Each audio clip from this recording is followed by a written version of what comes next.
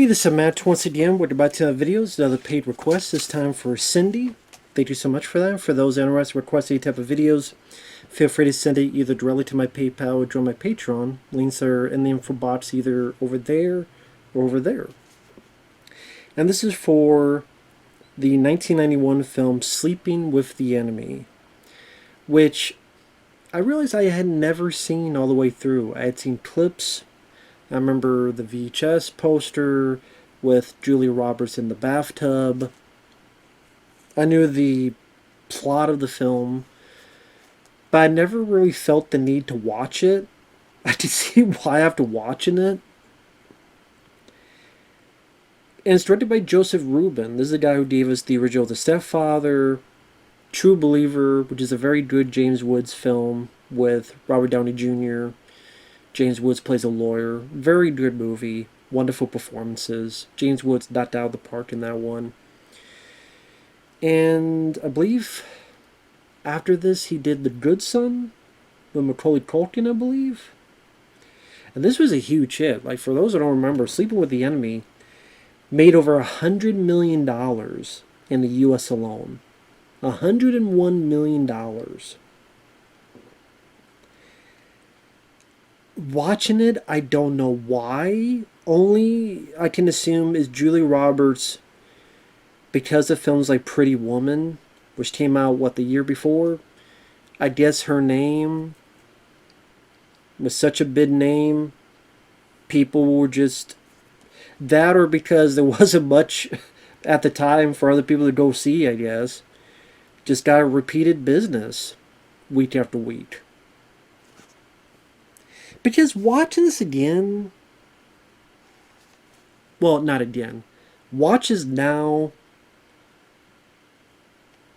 it's funny I said that, it was a slip of the tongue, but it feels like a movie I've seen many times before, even though it's the first time I've seen it, because it's a person who has an abusive husband, she escapes, guy finds her, stalks her for a bit, of course the ending, she's shooting him, but now he's become a slasher villain where 1 and 2 and like 3, seems like 3 bullets won't take him down.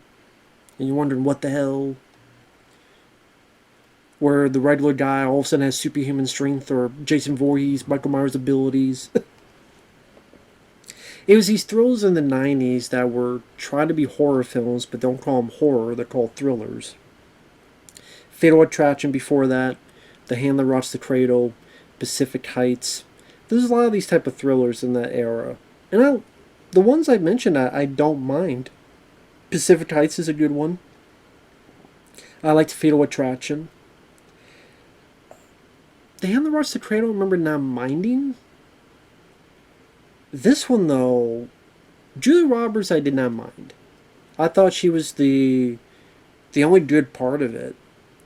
Because you see how subdued and how forcefully submissive she is at the beginning, where her husband, played by Patrick Bergin,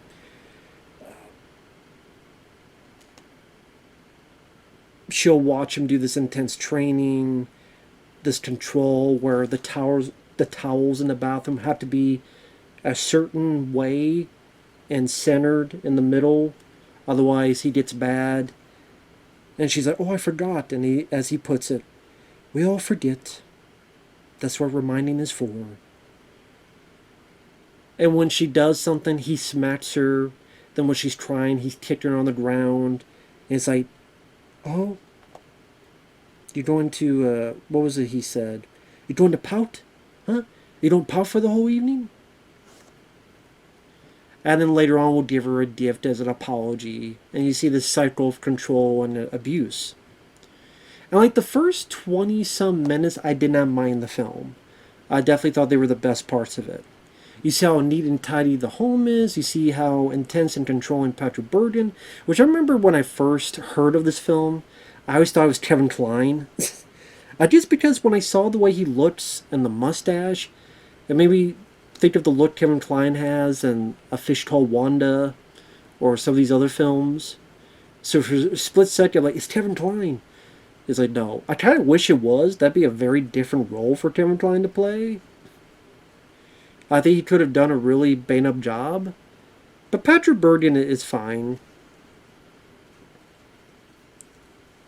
But part of me kind of wish it would love to have seen Kevin Kline in this. But anyway, non-Kevin Kline. Ultimately, they go out into the ocean, even though he knows that she doesn't know how to swim. It starts storming. She is pushed off. He can't find her. Seems like she drowned. Ultimately, you found out later she purposely fell overboard. She had taken these secret training lessons to swim in order to prepare for this event. She went back to the house, had a stash hidden, had some money, some clothes, took it, went off, and went to, I think it was Iowa she went to, in order to start a new life. And like I said, the first 20 some minutes, the tension between the two, when is Patrick Bergin going to snap? Julia Roberts, I know some people don't like her. I never minded her as an actress. I thought she was a good, capable actress. The Pelican Brief, I think, is a good one. I remember her giving a good performance in Aaron Brockovich. Even Conspiracy Theory, I thought she gave a good performance. So never minded her. She kind of disappeared. Or you just saw less and less of her, like in the past 10 years. I think she's done 1 or 2 films recently. I can't remember what they're called. You just don't see her pop up as much as we used to.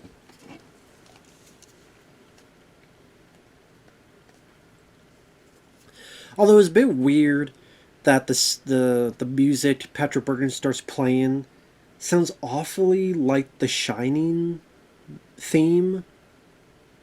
Which I guess is not that music. I guess is some other piece of music. But at the same time, it's like...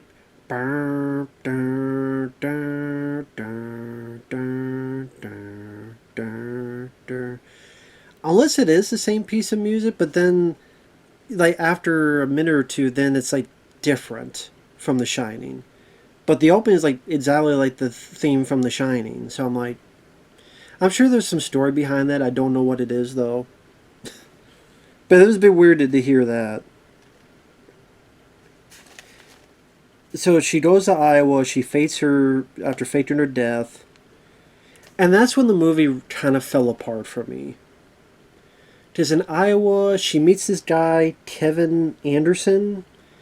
I don't know who he is. I don't remember him from any other movie. Based on his acting, I can see why. He doesn't really have a lot of charisma. I don't think he was that great in the film. His character almost seemed creepier than Patrick Bergin because he's like trying to schmooze up to her. There's like he really likes his apple pie. It's like, hey, you don't want these apples to get bad, do you? He comes in, is like, I don't know, come back. I really like that pie.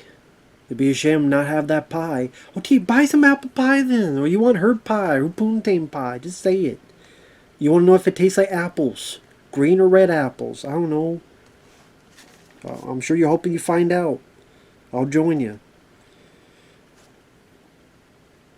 And so that whole story, it's like he keeps edging in to try to talk with her. She's understandably, because of her previous relationship, she's not adamant about it. There's a point that he's like trying to go heavy on her on the stairs. She has to tell him to stop like 3 times. You do have this one montage. I forget what the song was. I think I wrote it down. It was... Oh. Brown-eyed girl. Do, do, do, do, do, do, do, do, do, do. Brown-eyed girl. Like a montage of them getting to know each other. And then the movie is slowly building up to Patrick Bergin finding out what's going on because of a series of dumb mistakes Julie Roberts made. Like, for example, When she gets back to the house after faking her death, she tries to flush her damn wedding ring in that toilet. I'm sitting there going, why? Like, you could go to any random gas station, you could be on a bus and throw it out the window, you could do anything else. Why are you trying to flush the damn wedding ring down that toilet? Well, you don't. Hey, I'm glad you have so much time in this house until he gets back to take the time to try to flush your damn wedding ring down the toilet and not make 100% sure that it actually flushed. Because later on, Patrick Bergin sees, and it's right there at the bottom of the toilet. So thankfully, in between, I guess he didn't use that toilet, didn't flush, didn't take a leak, whatever. I guess. Unless maybe they just have multiple bathrooms. He just wasn't in that bathroom. They just did that because, oh, we gotta find a way for him to link into, oh, wait a minute. She may not be dead. Same with the, it's not the YMCA, it's the YWCA. Not mind their own damn business. Because that's the one where, like, she wants to work to teach herself how to swim. So what, did she use her real name and her real number? Phone number? Because they call and said, oh, we just wanted to wish, we're sorry that she died. And Patrick Bergin's like, what are you talking about? Well, who are you? Oh, she was here, at the... Oh, no, she doesn't like the water. Oh, no, yeah, she was good, taking swimming lessons and... Huh? Julia Roberts. Obviously, you'll never see this, and this movie's 1991, and your terror don't exist. If you're trying to escape from your husband, and you don't want him to know what the hell happened, why are you using your real name, your real phone number, whatever the hell, to fucking take swimming lessons? And how, or try to make damn sure that they won't call you, or try to call you when you're dead. And do YMCA, like, or why, if you're in, for anyone out there watches, if you go to YMCA or YWCA, are they the type of nosy people that will just phone you and go, I'm sorry, your husband, your wife died? Does that happen a lot? I mean, I don't go to a lot of YMCAs or YWCAs, but is that a thing that happens? For anyone who's in a YWCA, you tell me, are they so friendly that if someone, if you die, I'm going to call and say, I'm like, really? That seemed weird. But we got to find a way for him to know. Same with the wedding ring.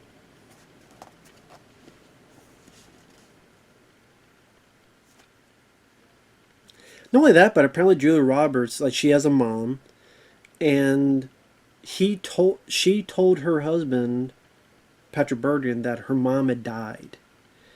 But in truthfulness, she had moved the mom to a different facility. I guess she never thought that Patrick Bergin would go there and try to find the mom or try to ask questions, and lo and behold, oh no, she never died.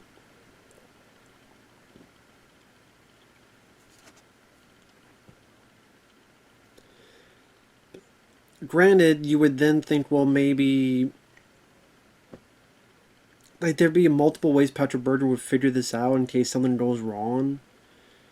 Or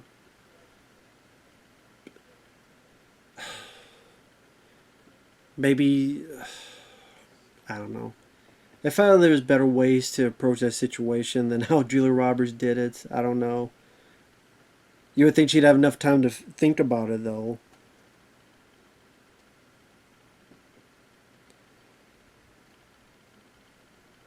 And she moved her mom there, but then she's thinking of not seeing her. And then ultimately she does, but with a disguise.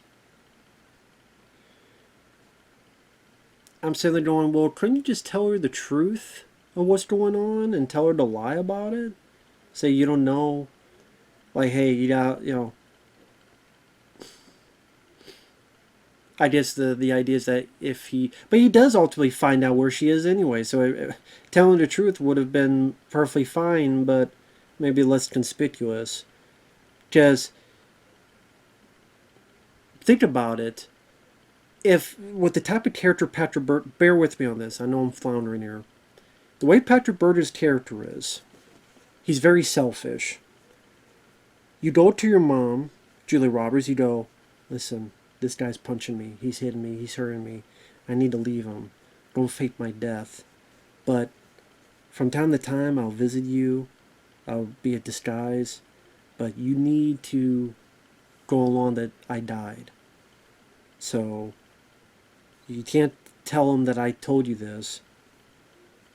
And then when Patrick Bergin thinks Julia Roberts dead, he'd have no reason to go to the mom. You think Patrick Bergin's going to care about Julia Roberts' mom? Stop by for the giggles. No. I'll never see this person again. Leave her alone. Till she dies. Whatever. Maybe offer some condolences. Goodbye, adios muchachos. And then you don't have to worry about, wait, she lied about her mom dying and moved her? Make it more suspicious. I just feel like there's a lot better way for her to do this plan, but she did like everything wrong in this plan. No wonder he found her. And the attempts at the stairs at the end, this is all build up to the last 10 minutes. Where, that's the thing where it gets it kind of boring. It does get fairly boring. Because there's really not much, I mean, there's a supposed suspense scene where it seems like he may do something to the mom, but Orly comes in and he doesn't and fluffs her pillow. There's, he threatens one teacher, but he got the wrong teacher and knocks the guy out. Then sees them at the amusement park. He's got the death stare. But it's all this simmering boil until the last, again, like 10 minutes. And the attempts at the stairs is like, oh my god. The damn towels are straight. And oh my god, she opened up the cupboards. And the tins are in order and facing, and the V8 is facing you. Holy shitballs of fire. The V8 is straight and the towels are goddamn straight. I'm like that's you're like, oh my god, the towels are straight. They're not gay. The towels are damn straight. They're not gay. Like that's what it's supposed to be. Like, oh my god. Like that's the fucking. That's the ooh. And then the one guy, his character's name's Ben, is just a pansy. He figures something's going on, gets his ass kicked in like 30 seconds because he's a pansy.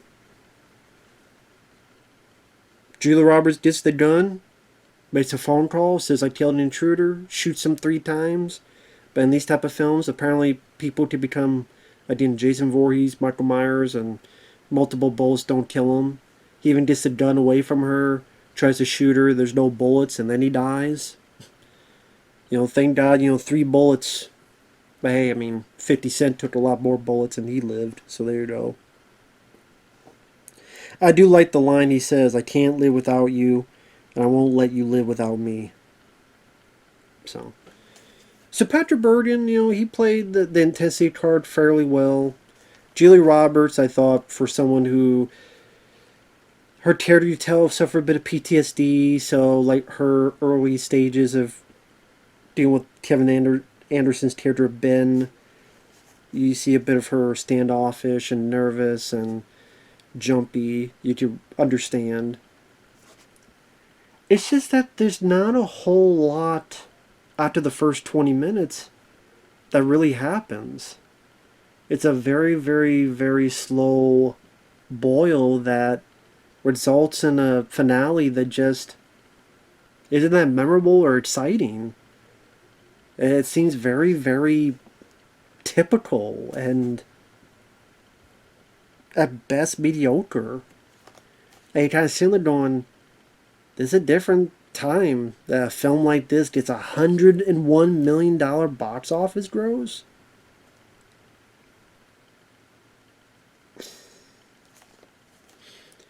Jerry Goldsmith is trying on the store, but it felt like